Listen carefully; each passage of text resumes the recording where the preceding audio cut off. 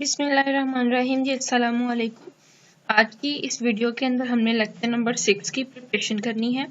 जैसा कि आपको पता है, हम जो है वो बिजनेस एंड टेक्निकल इंग्लिश 201 को लेकर चल रहे हैं और उसके पहले 5 लेक्चर्स जो हैं वो अपलोड हो चुके हैं और आज हमने पढ़ना है लेक्चर नंबर 6। सेकेंड थिंग ये कि आपको मेरे इस चैनल पर हब मास्टर पर CS 610 यानी 610 के और CS 401 यानी थ्योरी ऑफ ऑटोमेटा 401 के और CS 501 इन तीनों के लेक्चर्स मिल सकते हैं। फाइनल के भी अपलोडेड हैं और मिड टर्म्स के भी अपलोडेड हैं। अगर आपको ये सब पसंद आ रहे हैं तो आप उनको भी ज़रूर विजिट कीजिएगा, वो भी मैंने बहुत इजी मेथड के साथ समझाए हुए हैं। तो सबसे पहले हम कुछ देखेंगे MCQs, उसके बाद देखेंगे हम शॉर्ट क्वेश्चन, उसके बाद देखेंगे हम लॉन्ग क्वेश्चन। जैसा कि मैं सारे लेक्चर्स में आपको पहले MCQs की तैयारी करवाती हूँ, फिर शॉर्ट की और फिर लॉन्ग की। ठीक है, सबसे पहले देखें which of the following can be defined as follows. It is not merely politeness with mechanical insertion of please and thank you। अब ये जो please है और ये thank you है, ठीक है, rather it is politeness that grows out of respect and concerns for others। तो ये courtesy के मीनिंग में आते हैं please और thank you के जो इंसर्शन है। नेक्स्ट क्वेश्चन है which guideline should be followed to ensure courtesy? Be sincerely tactful, thoughtful and appreciative, use expressions that show respect, omit irritating expressions। तो इसके अंदर ये वाला क्वेश्चन था और 1, 2, 3 और ये चार इसके ऑप्शंस थे। तो इसमें आंसर था ऑल ऑफ द अबव, जिसकी वजह से मुझे ये तीनों भी लिखने पड़े। ठीक है, तो अगर आपको ये शॉर्ट क्वेश्चन भी आ जाए ना कि इंश्योर या फिर कर्टिसी क्या होती है, तो कर्टिसी के अंदर ये तीन जो हैं वो करेक्टरिस्टिक्स आती हैं। ये आप एज एन शॉर्ट क्वेश्चन भी याद कर सकते हैं, ठीक है, और ये एज एन MCQs भी याद कर सकते हैं। ठीक है, जिसके अंदर सिंसियरली भी आएगा, tactful, thoughtful and appreciative, use expressions that show respect और omit irritating expressions. Next question है where can we apply 7 C's। 7 C's हम तब अप्लाई करते हैं जब हम रिटर्न करते हैं to return and oral communication. जब हमने कुछ लिखना होता है या फिर हमने दो लोगों के दरमियान में ऑरल यानी जुबानी कम्युनिकेशन करनी होती है, जैसे मैं किसी और पर्सन के सामने बिठाकर हम दोनों एक दूसरे से बात करें। How the credibility of the communicator can be systematically analyzed through communication prop।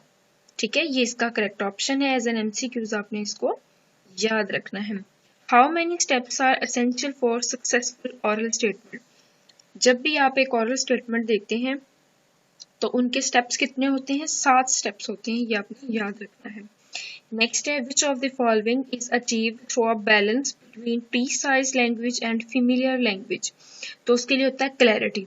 जब तक आपकी क्लैरिटी नहीं होती आपकी लैंग्वेज के अंदर अच्छा बोल लें, ठीक है, तो तब तक जो है वो आप अपनी चीजों को अचीव नहीं कर सकते। नेक्स्ट क्वेश्चन है which of the following concerns the careful use of language to express meaning। stylistic accuracy आना है यहाँ पे y भी आएगा।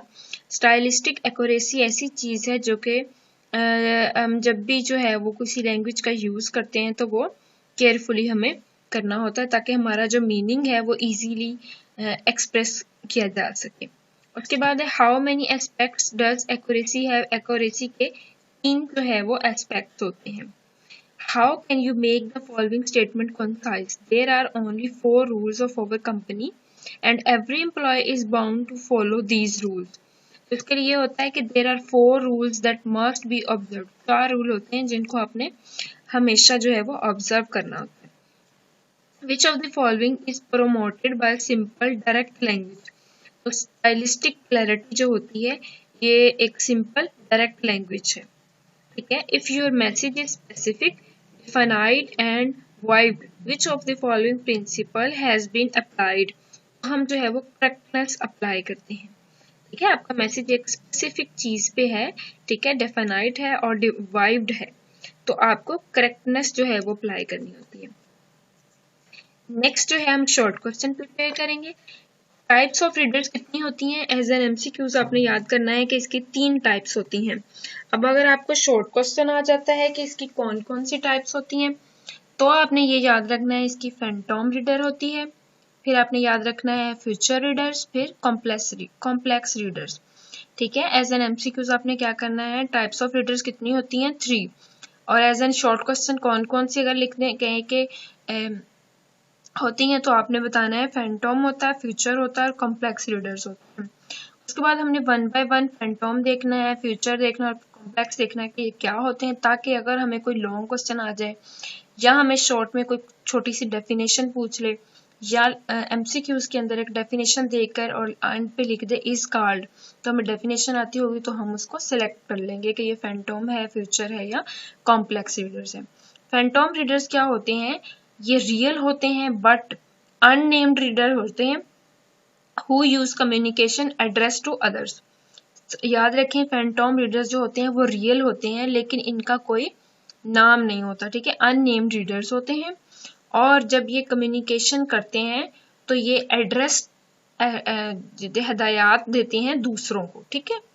उसके बाद फ्यूचर रीडर्स क्या होते हैं? Reader read after communication has been completed like after 3 weeks और ईयर्स। ये क्या करते हैं? जब कम्युनिकेशन कंप्लीट हो जाती है उसके 2 या 3 साल के बाद जो है वो रीड करते हैं। कॉम्प्लेक्स रीडर्स क्या होते हैं? Are the readers consisting of diverse groups each with a different agenda, each with a different way of functioning and communication. इसमें क्या होता है, वो कह रहा है कि डाइवर्स ग्रुप्स होते हैं जिसके अंदर डिफरेंट फंक्शनिंग होती है और डिफरेंट जो है वो एजेंडा होता है जो कि कम्युनिकेटिंग करता है। नेक्स्ट लॉन्ग क्वेश्चन है, what is mean by correctness, explain it with the help of example. ये 5 मार्क्स का क्वेश्चन है। तो करेक्टनेस क्या होता है?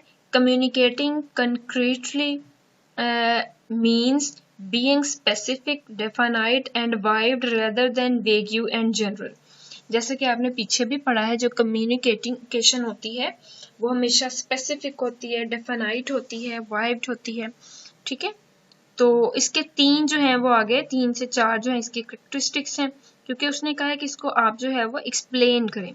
तो एक्सप्लेन में हमने बताना है often it means using denotative, और डिनोटेटिव का क्या मतलब होता है? Direct, explicit, often dictionary based, rather than connotative words, ठीक है। तो आपने क्या करना है? डिनोटेटिव होती है ये करेक्टनेस, कोनोटेटिव नहीं होते वर्ड्स, ठीक है। इसके अंदर करेक्टनेस आगे क्या होती है? The benefits to business professionals of use concrete facts and figures are your receivers know exactly what is desired, ठीक है। नेक्स्ट होता है when you supply specifies for the reader you increase the likelihood of that your message will be interpreted the way you intended. यानी इसमें यही इसके benefits हैं कि जब आप एज एन बिजनेस इसका यूज करते हैं तो इसके जो फैक्ट्स एंड फिगर्स होते हैं वो आपके रिसीवर को एग्जैक्टली पता होते हैं जो वो चाह रहा होता है, ठीक है। और यहाँ पे इसमें यह है कि जो भी आप जो है वो स्पेसिफाई करना चाह रहे होते हैं, जो आपका रीडर करना चाह रहा होता है, ठीक है, वो मैसेज जो है इंटेंड किया जाता है, ठीक है, और उसी को इंटरप्रेट किया जाता है। नेक्स्ट देखते हैं जी कौन सा क्वेश्चन है, What is coherence and why is it important? Coherence क्या होता है? In a coherent sentences, the words are arranged. Words जो होते हैं ना उसको तरतीब दी जाती है so that the ideas clearly express the intended meaning. कि जो आइडिया होता है उसको इजीली जो है क्लियरली जो है वो एक्सप्रेस किया जा सके और उसके मीनिंग्स को। Place the correct modifier as close as possible to word. उसने कहा कि जब आप लिखते हैं ना कोई लेटर लिखते हैं या कोई भी चीज लिखते हैं तो उसने आपने वर्ड्स को जब अरेंज करना है तो आपने उसका करेक्ट मॉडिफायर जो है वो लगाना होता है उस वर्ड के बिल्कुल क्लोज जहां पर वो पॉसिबल हो सकता है, ठीक है, तो वो अरेंजमेंट ही बता रहा है इसके अंदर। It is pose to modify in example which follow. ठीक है, notice that unclear sentence conveys the wrong meaning. आपको पता है कि जब आप कोई अनक्लियर सेंटेंस लिखेंगे, फॉर एग्जाम्पल मैं कोई यहाँ पे आपको समझाने की वजह से कोई गलत चीज बोल देती हूँ, तो ऑब्वियसली वो आपको उसका रॉन्ग मीनिंग ही समझ आएगा, और आप कमेंट में पूछेंगे भी कि ये आपने जो है वो यहाँ पे हमें समझ नहीं आई, यहाँ पे आपने गड़बड़ कर दी है वो। ठीक है, तो वो कह रहे हैं कि जब भी आप कोई अनक्लियर सेंटेंस लिखेंगे या बोलेंगे या वर्ड का इस्तेमाल करेंगे तो वो हमें रॉन्ग मीनिंग देगा। तो ये होती है कोहेरेंस, और कोहेरेंस के लिए इसने यही कहा है कि आपने वर्ड्स को जो है वो बहुत जो है वो एग्जैक्टली उसकी जगह पे लगाना है। ठीक है, जहां पर वो पॉसिबल होता है। एग्जाम्पल अगर आपको आ जाए कि कोहेरेंस की कोई एक एग्जाम्पल दें, तो आपने कह देना unclear being an excellent lawyer, I am sure that you can surely help us. Clear being an excellent lawyer, you can surely help us. अब ये एक फिक्रा है जिसके अंदर उसने वो एग्जैक्टली चीजों को जो है वो यूज किया है। इसके अंदर कोहेरेंट जो है वो सेंटेंस है ये, कि बड़े अच्छे तरीके से उसने वर्ड्स को एक दूसरे के साथ अरेंज किया है। बेशक इसी एग्जाम्पल को आप रट्टा मार लें, अगर वो आपसे कोई एग्जाम्पल पूछे तो आप ये लाइक कर देंगे। What is the difference between cover letter and resume? आपको पता है कवर लेटर क्या होता है, रिज्यूम क्या होता है? जो लोग तो जॉब करते हैं उनको पता होगा, उनकी सीवी बनी होगी। ठीक है, उनके सीवी के कवर लेटर कैसा होता है। ठीक है, रिज्यूम हम सीवी को ही कहते हैं। और कवर लेटर क्या होता है? Cover letter companies are larger item usually a document. एक डॉक्यूमेंट होती है जिसके बाहर वाले पेज को हम कहते हैं cover letter. It provides the recipient with the specific context in which to place the larger document and simultaneously gives the sender a permanent record of having sent the material. ठीक है, उसके ऊपर जो है वो एज एन आउटलाइन जैसे छोटी छोटी चीजें एक मुख्तसर सा तारुफ दिया होता है। ठीक है, और रिज्यूम क्या होता है? Resume objectives requires you to emphasize the points as major evidence that you are qualified. कि जो आप जिस जॉब के लिए आप अप्लाई कर रहे हैं और अपनी सीवी जमा करा रहे हैं, उस जॉब के अकॉर्डिंगली जो है वो सीवी के अंदर चीजें लिखी होती हैं कि आप उस चीज के लिए क्वालिफाई कर रहे हैं या नहीं। Most resumes are organized around applicants experience. ठीक है, कि उसका क्या एक्सपीरियंस है, जॉब के अकॉर्डिंगली वो इसमें फॉल करता है या नहीं। तो ये था जी आज का हमारा लेक्चर। आई होप तो आपको पसंद आया होगा। मुझे सपोर्ट करें, प्लीज सब्सक्राइब करें मेरे चैनल को, अपने दोस्तों के साथ लिंक शेयर करें। ठीक है, कि यहाँ से वो प्रिपरेशन करें। ठीक है, मैं बड़ी मेहनत के साथ आप लोगों के लिए ये लेक्चर्स बनाती हूँ, और उम्मीद करती हूँ कि इंशाल्लाह आप मुझे सपोर्ट करेंगे, अपनी बहन को। Thanks for watching this video. Please like share and subscribe my channel. अल्लाह हाफ़िज़।